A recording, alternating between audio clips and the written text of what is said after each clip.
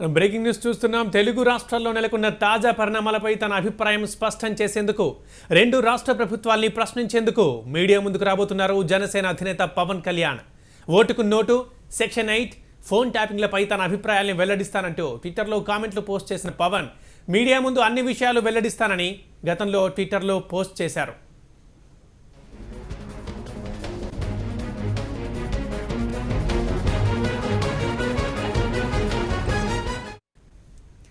తాజా పరిణామాలపై ప్రతిస్పందిస్తానని చెప్పిన పవన్ కళ్యాణ్ ఏం చెప్తారనే విషయంపై ఉత్కంఠ నెలకొంది. ఆయన ఏం మాట్లాడతారనేది ఆసక్తికరంగా మారింది. సహజంగానే ఉద్వేగపూరిత ప్రసంగం చేసే పవన్ కళ్యాణ్ వ్యాఖ్యల ప్రభావం తీవ్రంగానే ఉంటుంది. ఆయన అభిమానులు కూడా ఆయన ప్రకటన కోసం ఆసక్తిగా ఎదురుచూస్తున్నారు. నోటుకు నోటు కేసు వ్యవహారంలో తెలంగాణ, ఆంధ్రప్రదేశ్ రాష్ట్రాల మధ్య నెలకొన్న తాజా పరిణామాలపై 2 సార్లు కూడా ట్విట్టర్లో చేసిన వ్యాఖ్యల్లో కూడా ఆయన నోటుకు ఓటు కేసు ప్రస్తావన తీసుకురాలేదు.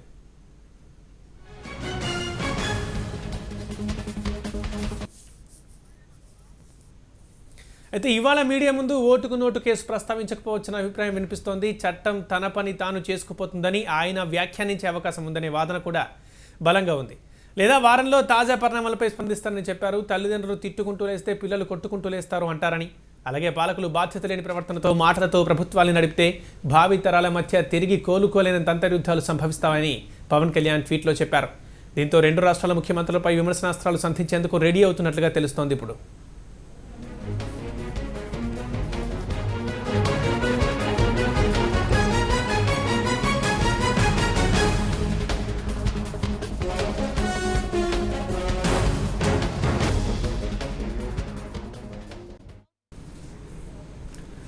తెలుగు రాష్ట్రాల్లో నెలకొన్న తాజా పరిణామాలపై తన అభిప్రాయం స్పష్టం చేసేందుకు 2 రాష్ట్ర ప్రభుత్వాల్ని ప్రశ్నించేందుకు మీడియా ముందుకు రాబోతున్నారు జనసేన అధినేత పవన్ కళ్యాణ్.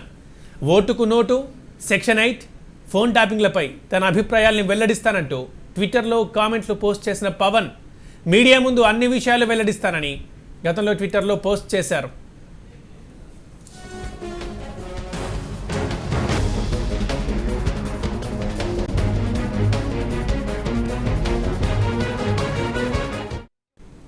ఇక ముందు ట్విట్టర్లో ఈ అంశాల గురించి పవన్ కళ్యాణ్ స్పందిస్తారని రుచి చూసినప్పుడు ఒకసారి ట్విట్టర్లో పోస్ట్ చేస్తూ తల్లిదండ్రులు కొట్టుకుంటూ లేస్తే పిల్లలు తిట్టుకుంటూ లేస్తారని చెప్పారు.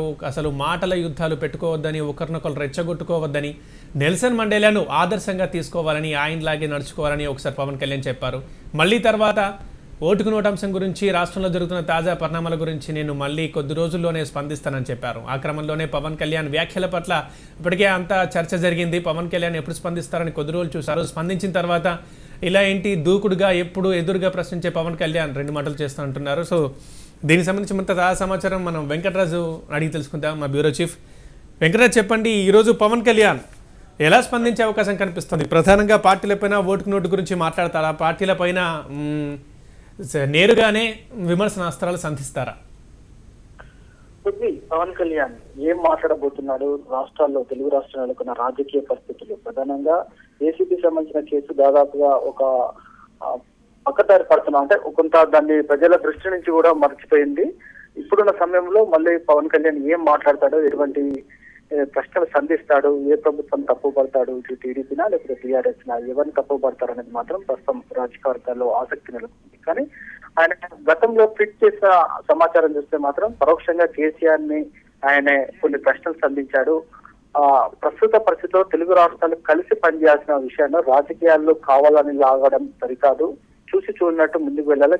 కేవలం తెలుగు ప్రజల సంక్షేమం పైన, అభివృద్ధి పథకాలపైన తెలుగు రాష్ట్రాలు దృష్టి పెట్టాలి అంటూ కూడా, ఈ రాజకీయాలు ఇంతటితో వదిలేయండి, ఇక సంక్షేమంపై దృష్టి పెట్టండి అంటూ కూడా ఆయన పరోక్షంగా కేసీఆర్ చెప్పారు. ఈ సమయంలో నిజానికి రేవంత్ రెడ్డికి సంబంధించిన ఓటు నోటు వ్యవహారంలో ఆయన అవినీతి మొదటి నుంచి కూడా ప్రశ్నించాడు.